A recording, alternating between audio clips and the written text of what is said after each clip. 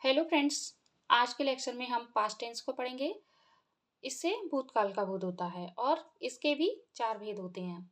Past indefinite tense, इससे ये बोध होता है कि कोई काम भूतकाल में सामान्य रूप से हुआ है। जैसे मैंने खाना खाया, आई एट। इसकी बनावट इस प्रकार है: सब्जेक्ट प्लस वर्ब की second form plus object.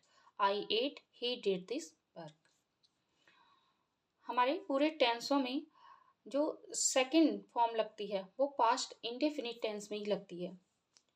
Usage: यदि किसी वाक्य में ago, yesterday, last week, last month, last year, Monday last, in 2002 इत्यादि शब्दों का प्रयोग समय का बोध कराने के लिए किया जाता है, तब उस वाक्य क्रिया पास्ट इंडेफिनिट टेंस में होती है। मनोज केम हियर यस्टरडे, यहाँ पर यस्टरडे आया है, इससे हमें पता चल रहा है कि पास्ट की बात हुई है, पास्ट इंडेफिनिट की बात हो रही है। मनोज केम हियर यस्टरडे, तो ये हमारा पास्ट इंडेफिनिट टेंस में बनेगा, ना कि इसके आगे हम हैज लगाएंगे क्योंकि हमारी यहाँ पे सेकंड फॉर्म आएगी केम। He did not complete his work last night। अब लास्ट नाइट आया है, लास्ट नाइट से हमें पता चल रहा है कि जो हमारा टेंस है वो पास्ट इंडेफिनिट में है, भूतकाल में है, तो यहाँ पर भी हम पास्ट इंडेफिनिट टेंस का प्रयोग करेंगे।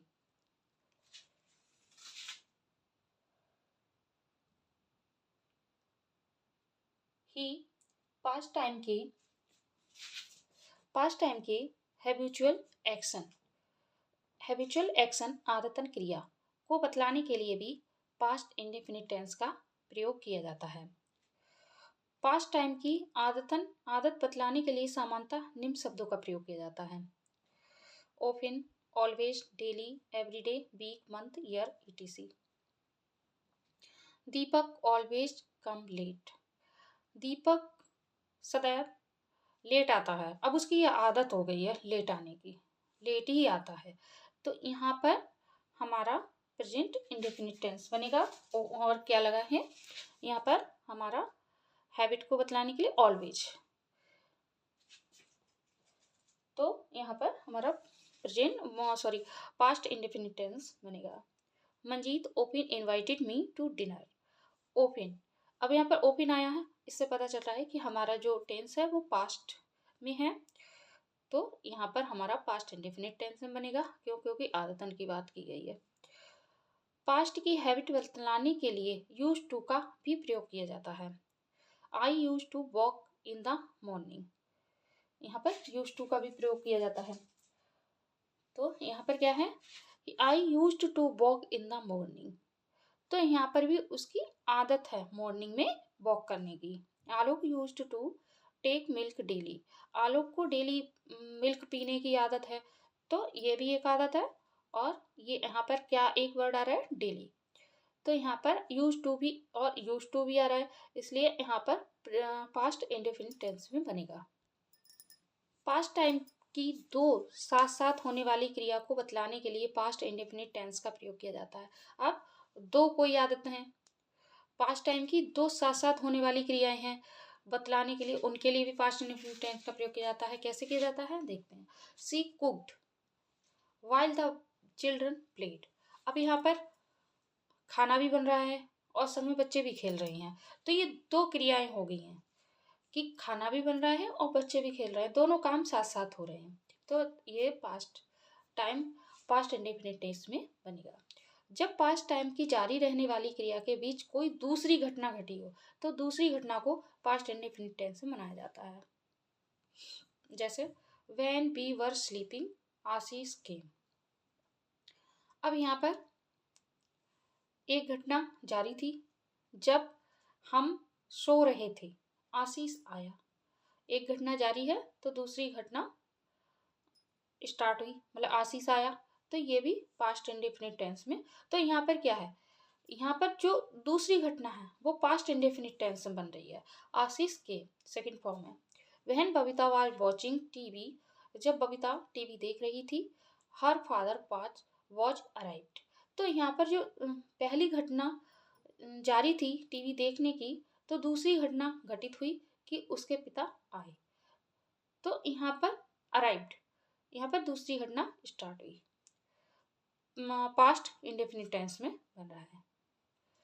प्रेजेंट टाइम के अनफुलफिल्ड डिजायर विश कंडीशन को बतलाने के लिए if only, as if, I wish, as though, it is time आदि के साथ भी पास्ट इंडेफिनिट टेंस का प्रयोग किया जाता है।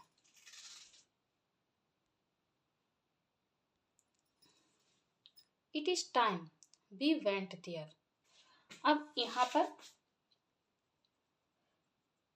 पर it is time we went there, तो वेंट सेकंड फॉर्म लगेगी क्योंकि यहाँ पर present time unfulfilled desire wish और कंडीशन की बात कही गई है, तो यहाँ पर वेंट लगा हुआ है, इसलिए ये पास्ट इंडेफिनिट टेंस का सेंटेंस है। तो यहाँ पर हम वेंट लगाएंगे, गो नहीं। I wish I were a king, तो यहाँ पर भी I wish I were a king, यहाँ पर भी पास्ट की बात हुई है, तो यहाँ पर वुड नहीं लगाएंगे हम। ही स्पीक्स एज इफ आया he were the CM of Bihar, तो एज इफ आया, तो ये भी क्या है, अनफुलफिल्ड डिजायर की बात हुई है एंड विश कंडीशन की बात हुई है, तो ये भी पास्ट इंडेफिनिट टेंस में बनेगा। अब इसके स्ट्रक्चर्स देख लेते हैं। स्ट्रक्चर है अफर्मेटिव में सब्जेक्ट प्लस वर्ब की सेकंड फॉर्म प्लस ऑब्जेक्ट। सी केम येस्टरडे, केम सेकंड फॉर्म लगी हुई है येस्टरडे, तो ये अफर्मेटिव में पास्ट इंडेफिनिट की बात हुई है। Pintu left for Kolkata last night, तो ये भी अफर्मेटिव में है। अब निगेटिव में हम क्या करेंगे, सब्जेक्ट प्लस डिड नॉट आएगा और वर्ब की फर्स्ट फॉर्म आएगी plus object. She did not come yesterday, yesterday से पता चल रहा है कि ये पास्ट में पास्ट इंडेफिनिट की बात हुई है। Did not, Pintu did not leave for Kolkata last night. Interrogative में पहले हम डिड को लगाएंगे, फिर सब्जेक्ट, फिर वर्ब की फर्स्ट फॉर्म, फिर ऑब्जेक्ट और क्वेश्चन मार्क कंपलसरी है। Did she come yesterday question mark, did Pintu leave for Kolkata last night question mark. अब इंटेरोगेटिव और नेगेटिव को देखते हैं। Did plus subject plus not plus verb की first form plus object question mark.